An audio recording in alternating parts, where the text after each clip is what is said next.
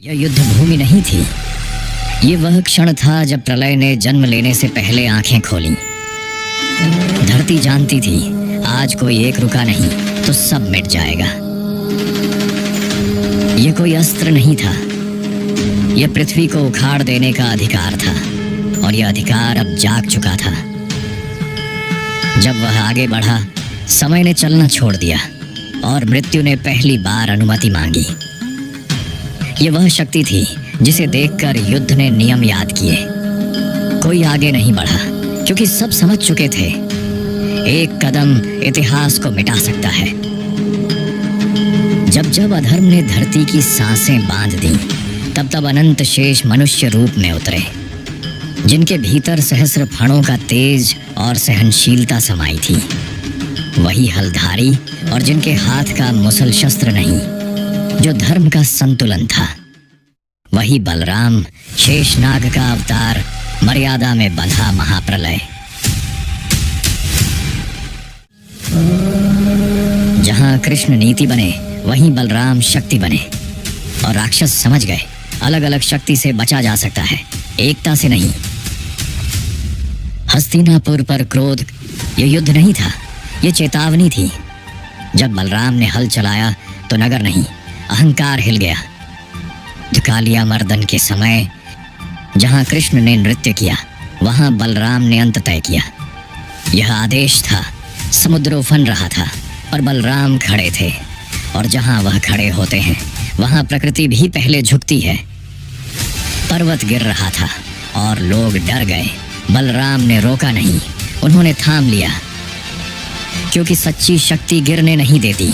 राक्षस छुपे थे वन में, आकाश में, पृथ्वी में। कृष्ण ने दिशा दिखाई, बलराम ने सीमा तय की, और जहां सीमा खींची वहीं अधर्म रुक गया। ये कथा है उस शक्ति की जो शांत दिखती है पर सृष्टि को हिला सकती है। शेषनाग के अवतार, कृष्ण के भ्राता भगवान बलराम। क्रोध में विनाश, संयम में मर्यादा। जो अंत तक सुनेगा वही शक्ति को समझेगा।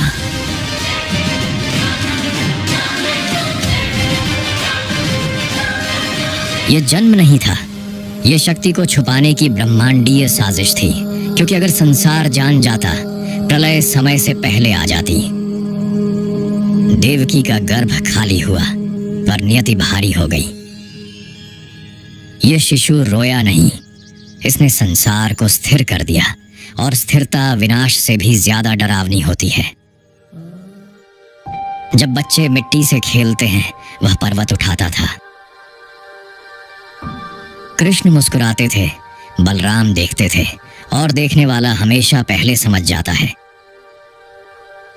वह शक्ति दिखाता नहीं था, वह सुधार करता था, क्योंकि जो निर्माण जानता है वही विनाश रोक सकता है। शिक्षा आरंभ हुई, पर गुरु समझ गए यह शिष्य नहीं, सीमा तोड़ने वाला है। गदा शक्ति थी पर हल नियम था, और नियम टूटे तो युग बदलते हैं।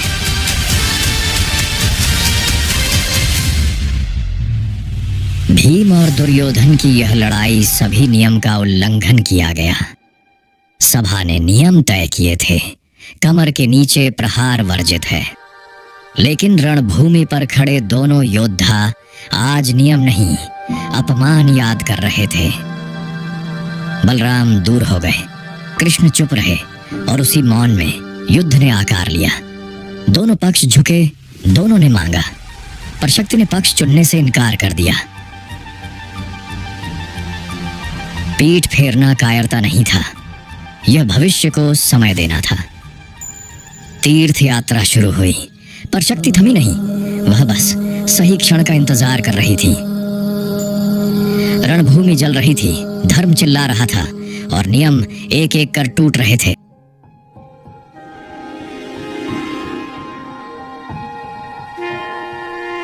दूर कहीं नियम टूटा और यहां संयम कांप उठा। बलराम जान गए अब सीमा पार हो चुकी है। यह क्रोध नहीं था, यह न्याय का जागना था। सबने बलराम का गुस्सा तब देखा जब हस्तिनापुर ने मर्यादा भूल ली।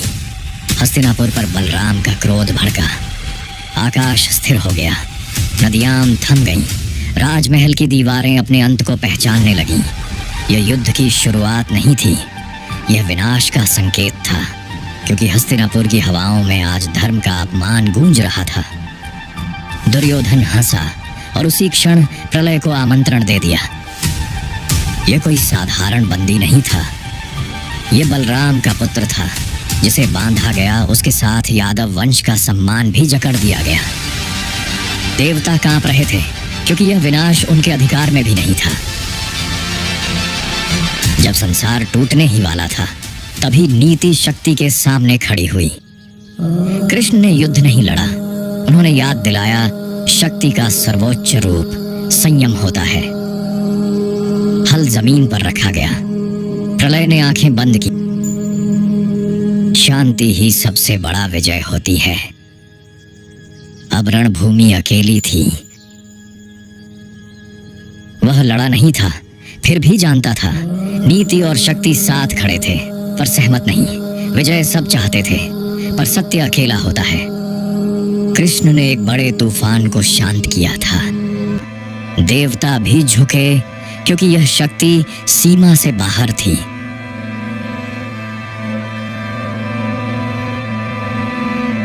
युद्ध खत्म हो गया था, पर बलराम के चेहरे पर जीत का कोई भाव नहीं था। वो द्वारका से चले गए, क्योंकि जो भीतर से भरा हो वो बाहर से बंधता नहीं। बलराम ठहरे नहीं, उन्होंने आगे बढ़ना चुना। अब उनके लिए युद्ध समाप्त हो चुका था। उन्होंने हथियार नहीं उठाए, क्योंकि असली शक्ति उठाने में नहीं, रुकने में होती है। बलराम कृष्ण से बड़े थे, पर उनकी उम्र सालों से नहीं, संयम से मापी जाती है। रेवती उनके जीवन में आई। ये विवाह नहीं था, ये दो युगों का मिलन था, जहां समय भी धीमा पड़ गया। उनके पुत्र थे, निषद्ध और उन्मुख। उन्हें सत्ता नहीं मिली, संस्कार मिला, और यही सबसे भारी विरासत थी। अंत का समय आया, कोई युद्ध नहीं, कोई घोषणा नहीं, बस एक शांत बैठना। और तभी उनसे शेष प्रकट हुए, क्योंकि बलराम कभी शरीर नहीं थे, वो आधार थे। ये मृत्यु नहीं थी, ये वापसी थी। जहां से शक्ति आई थी वहीं लौट गई। कृष्ण ने देखा और कुछ नहीं कहा, क्योंकि कुछ विधाइयां शब्द नहीं मांगती।